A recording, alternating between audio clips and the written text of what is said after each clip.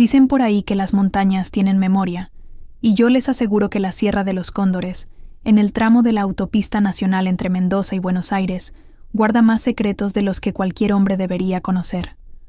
Esa cuesta, maldita, entre los kilómetros 85 y 97, se ha cobrado tantas vidas que los lugareños la llaman la boca del diablo. Pero ese martes de febrero, bajo el sol implacable del verano argentino, no sería el eco de los que se fueron lo que hablaría conmigo, sino mi propia voz rogando por un milagro. Me llamo Eduardo Ramírez. Tengo 52 años y llevo más de la mitad de mi vida manejando estos monstruos de acero por las rutas de Argentina. Aquella mañana salí de Mendoza a las 6:30, arrastrando 30 toneladas de bobinas de acero con destino a las fábricas de San Martín, en el Gran Buenos Aires. El calor ya pegaba fuerte y el cielo se veía despejado, de ese azul intenso que solo se ve en el interior argentino. La empresa transportista para la que trabajo, Hermanos del Asfalto, no perdona ni un minuto de retraso. Si llegas tarde, te descuentan del sueldo, y si paras de más, perdés la próxima carga. Así es la vida del camionero, contra el reloj, contra la ruta y contra el silencio que te acompaña en la cabina. Solo estábamos mi fe, la radio CB, chisporroteando estática, y un dije con la foto de mi hija Valentina colgando del espejo retrovisor. Ella me había regalado ese llavero para mis 50 años, diciéndome que era para recordar que tenía a alguien esperándome en casa, en el barrio de Flores. Como todo camionero con experiencia, reduje la velocidad mucho antes de encarar la sierra. Dejé que el motor frenara con la compresión, enganché la tercera reducida y respiré hondo. El trecho era largo, lleno de curvas cerradas, y el calor hacía que el asfalto pareciera jabón derretido, pero hasta ahí todo marchaba normal. Fue en la cuarta curva cuando sentí que algo andaba mal. El pedal del freno comenzó a hundirse demasiado fácil, como si pisara algodón. Intenté bombearlo. Nada. Volví a apretar con más fuerza. Nada otra vez. El camión empezó a tomar velocidad, y aunque el motor aún ayudaba a frenar, era como si las 30 toneladas de carga hubieran cobrado vida propia. Mis brazos temblaban aferrados al volante, la respiración se me cortó y el sudor comenzó a chorear, por mi frente como una canilla abierta. No, no ahora, por favor, Dios mío, murmuré entre dientes. En la curva siguiente, la vibración se apoderó de toda la cabina. El tablero temblaba como gelatina. Miré por el espejo retrovisor y vi humo saliendo de las ruedas traseras. El olor a lona quemada invadió todo el habitáculo. Sabía exactamente lo que estaba pasando. Ya había visto esto antes en otros compañeros. Pérdida total de frenos. Y con este peso, las chances de salir vivo eran pocas. Fue entonces cuando una voz estalló en la radio CB. Camión matrícula JKL 7684. Te veo volando en la bajada. ¿Está todo bien por ahí? Era una voz de mujer, joven pero firme. Por la frecuencia, me di cuenta que era de la Gendarmería Nacional. Aquí, Eduardo. Perdí los frenos completamente. Llevo carga pesada. Estoy tratando de mantener el control. Respondí casi ahogándome con mis propias palabras. Del otro lado, silencio. 3 segundos, tal vez 4. Luego respondió con una firmeza que me atravesó el alma. Eduardo, escúchame bien. Voy a ponerme adelante tuyo. Hay una cama de frenado de emergencia a 3 kilómetros. ¿Podés aguantar hasta ahí? 3 kilómetros. Con 30 toneladas. Sin frenos. En bajada. Cerré los ojos por un instante. El tiempo justo para una oración. Pero el camión no daba tregua. Vibración, ruido, humo.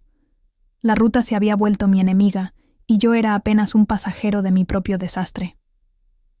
Voy a intentarlo. Solo ayúdame, susurré al micrófono. La radio crepitó y su voz volvió, más urgente. Mantén firme el volante. No cambies de carril. Ya estoy llegando. Respiré profundo, las manos soldadas al volante como si eso fuera a salvar mi vida. Las curvas se acercaban como garras de acero, y todo lo que podía pensar era en el rostro de Valentina, en su sonrisa, en el último beso antes de salir de casa, en su «Volvé pronto, papá», que ahora sonaba como una despedida. La ruta a esa altura era una ruleta rusa. Autos livianos cruzándose, motos zigzagueando, conductores filmando con el celular, y yo dentro de un monstruo descontrolado. Cada segundo parecía un minuto, cada curva un capítulo del final. Pero la patrulla llegó. Vi las luces azules y rojas parpadeando en el retrovisor. Aceleró y se posicionó delante, como si quisiera enfrentar a la muerte por mí. «Eduardo, quédate conmigo. Vamos a salir de esta. Solo seguime. Voy a abrir el camino». Era más que una orden, era un pacto. Ella adelante, yo atrás, dos desconocidos unidos en la misma pesadilla, pero con un objetivo: sobrevivir. A partir de ahí, todo lo que pasaría quedaría grabado para siempre en mi memoria. Encendió la sirena y se metió delante de mi acoplado como si la ruta le perteneciera. Y tal vez en ese momento le pertenecía, porque entre la vida y la muerte, ella tomó el mando de lo imposible. Atención todos los vehículos en Sierra de los Cóndores. Camión sin frenos descendiendo a velocidad crítica. Cama de frenado de emergencia a menos de 3000 metros. Liberen el carril. Su voz resonó por la radio, por las bases de gendarmería, por las cámaras de control. Y aún así, la respuesta más rápida fue la suya misma. Pisó a fondo el acelerador de la patrulla y comenzó a abrir camino con las luces girando, tocando bocina, gritándole al mundo que se moviera. Ya pasaba los 120 kilómetros por hora y aunque mantenía el volante con toda mi fuerza, no podía evitar el bamboleo del acoplado.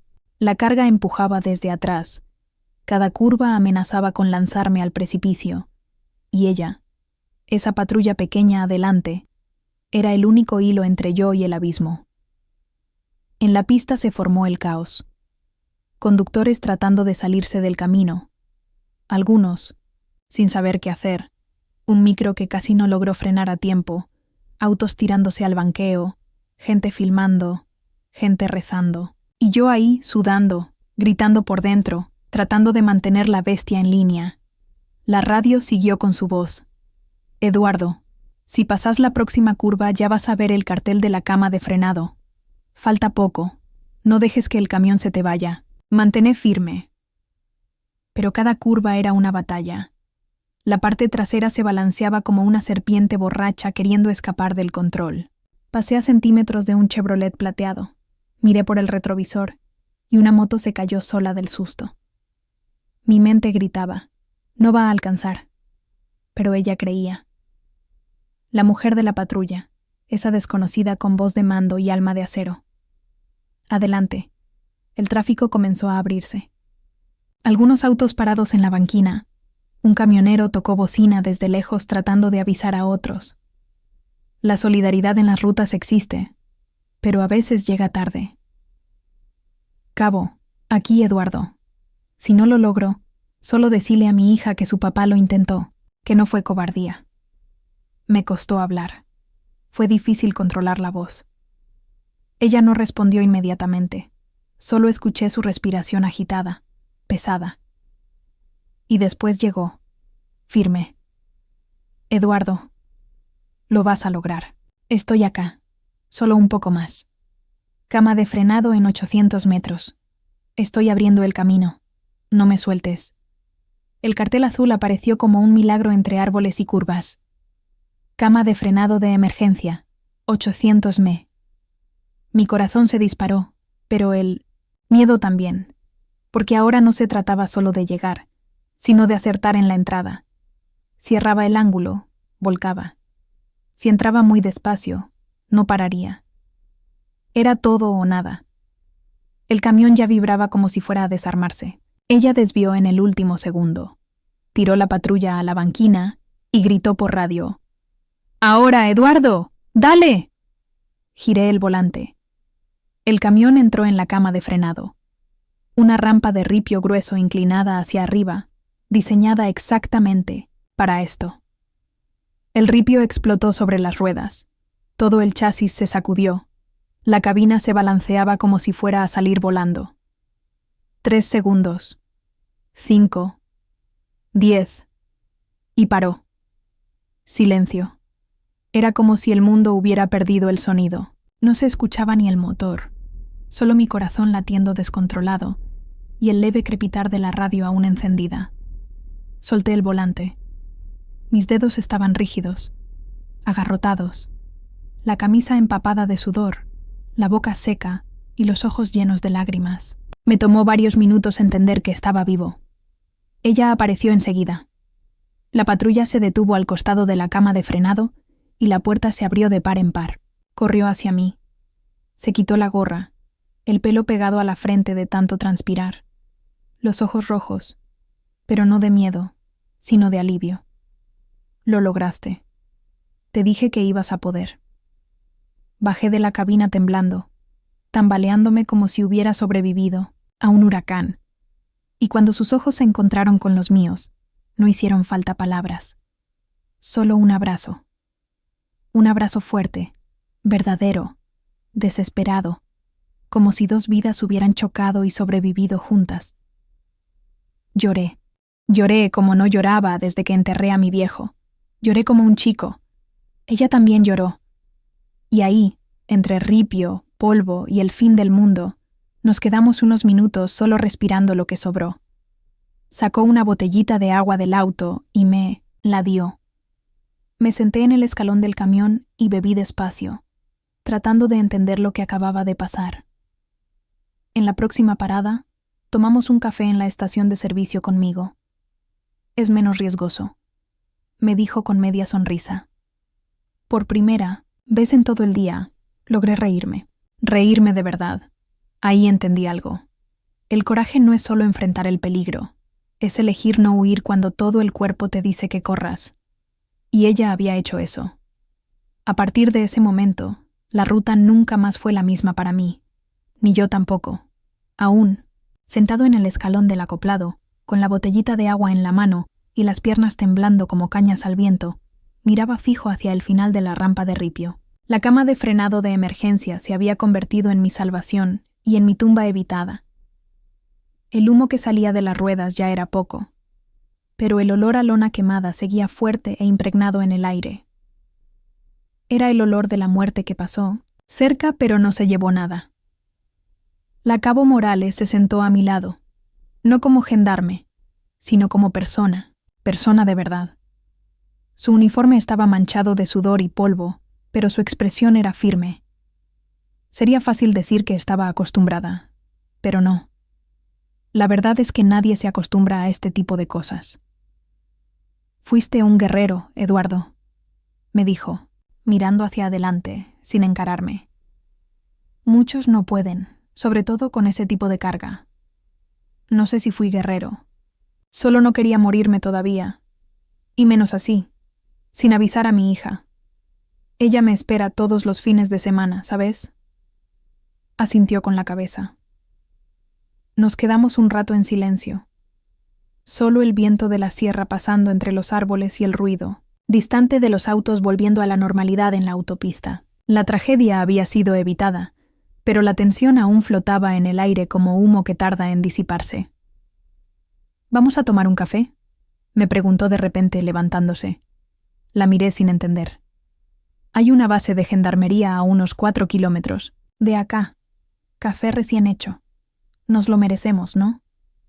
Me levanté despacio. Las piernas aún protestaban, pero acepté. El camión se quedó ahí nomás, en la cama de frenado, esperando la grúa de la aseguradora. Subimos a la patrulla, lado a lado, como viejos conocidos, aún sin saber casi nada el uno del otro, más que el nombre y el infierno que enfrentamos juntos. La base era sencilla. Una estructura pequeña de apoyo de gendarmería con baño, radio, una mesita de madera gastada y una cantina anexa. La señora del mostrador ni preguntó nada, solo sirvió 2 cafés en jarrito de vidrio, directo del colador. El primer sorbo bajó quemando, pero sanando. El mejor café de mi vida, confesé. Ella se rió, una risa liviana, sincera, que parecía no combinar con todo lo que acababa de vivir. Pero tal vez era exactamente por eso. Después de que uno vuelve de un milagro, la vida simple toma otro sabor. Cabo, ¿puedo preguntarle algo? Me animé. Dale. ¿Por qué hizo eso? Si hubiera puesto unos conos en el medio de la pista y avisado por radio ya me estaba ayudando. Pero meterse delante de mi acoplado, eso fue un suicidio. Respiró hondo. La mirada se puso seria. Porque mi papá era camionero. Murió en esta sierra en 2003. Perdió los frenos en una curva. Volcó con todo. No quedó nada, ni chance. Desde 1907. Ese día me prometí que si alguno de ustedes pasaba por acá con problemas, iba a hacer lo que nadie hizo por él. Me quedé sin palabras. Agarré fuerte el jarrito del café. Las ganas de llorar volvieron. Pero esta vez era diferente. No era por miedo, era por gratitud. Hoy, siguió. Fue como salvarlo a él. Fue como cambiar una historia que llevo hace 20 años. Aquel café ya no era solo café. Era confesión. Era sanación. Saqué el llavero de Valentina que aún se balanceaba en el bolsillo de la camisa y le mostré la foto. Se llama Valentina. Va a querer conocerte un día, porque le salvaste la vida al papá. Agarró el llavero. Lo miró con cuidado y me lo devolvió con una sonrisa triste. Espero que sepa que vos también te salvaste, Eduardo, porque tuviste coraje, porque confiaste. La radio de la base llamó su nombre. La necesitaban en otro punto, de la ruta. Hora de volver a la rutina. Antes de irse, garabateó un número en el reverso de un recibo y me lo dio. Si pensás en dejar la ruta, llámame. Tomamos otro café, sin sirena esta vez. Asentí, agarrando el papel como si fuera un billete de lotería premiado. Se fue, y yo me quedé ahí un rato más, pensando, sintiendo. Esa noche escribí todo. Publiqué la historia en un grupo de camioneros, hermanos de la ruta argentina, con foto de la cama de frenado, de la patrulla, del jarrito de café y el siguiente texto.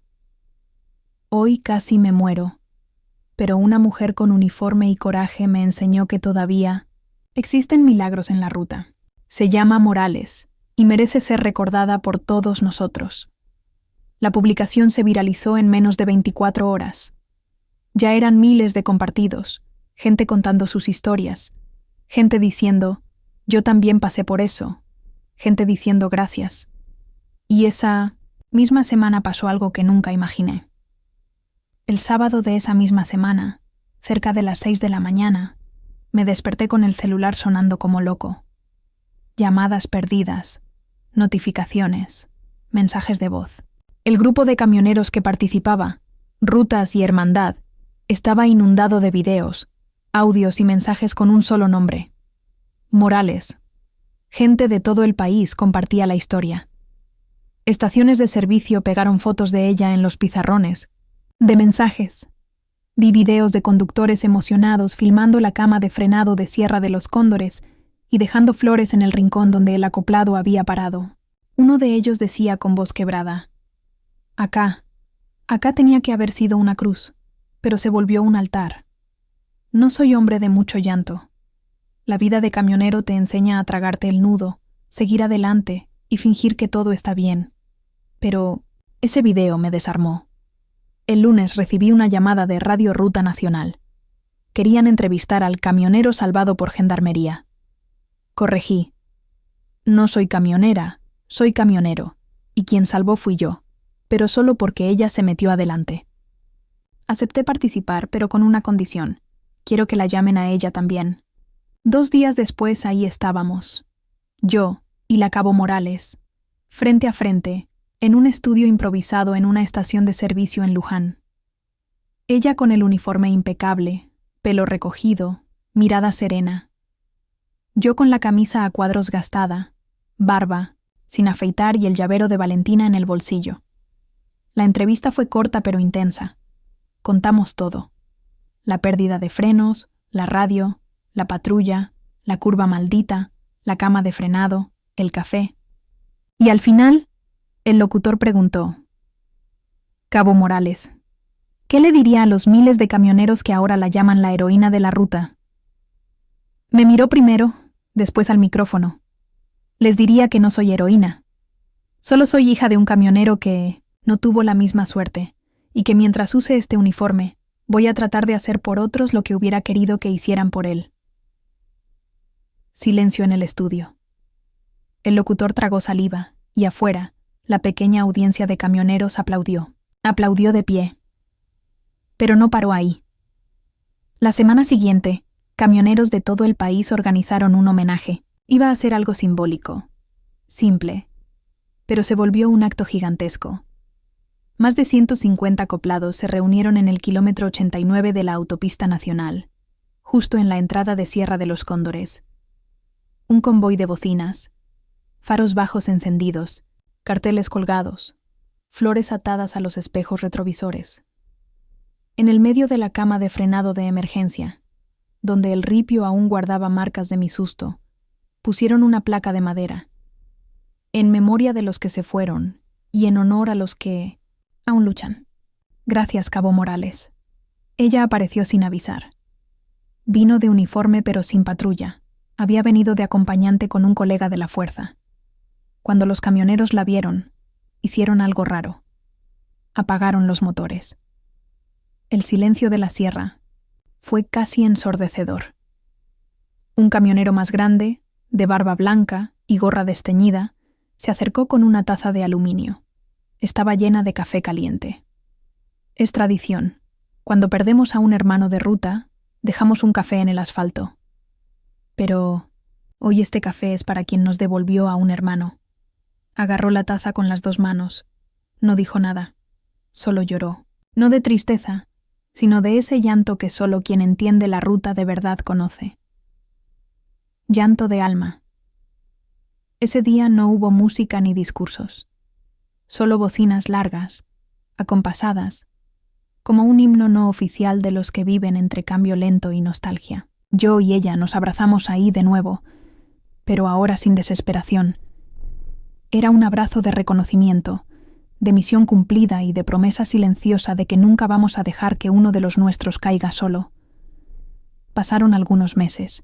Volví a esa sierra otras veces, nunca sin antes revisar los frenos, nunca sin mirar 2 veces la cama de frenado, y cada vez que paso por ahí, bajo la velocidad, cruzo los dedos y bajo las luces.